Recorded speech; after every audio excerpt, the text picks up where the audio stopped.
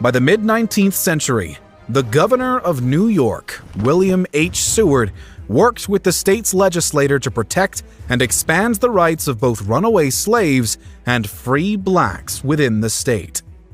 The state, though hosting some hesitant Democrats, thus quickly joins the efforts of Abraham Lincoln with the outbreak of the Civil War, and New York ultimately would supply more manpower than any other northern state for the fighting effort.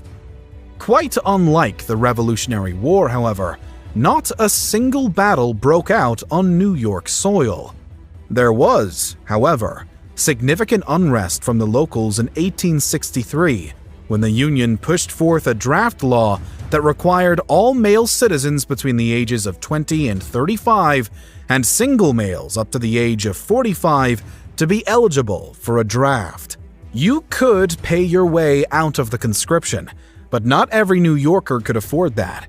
Mid-July saw an outbreak of massive and rather violent protests deemed the Draft Riots across NYC. These demonstrations were led predominantly by ethnic Irish New Yorkers and often targeted Black Americans and their communities, causing a notable exodus of the latter from certain areas.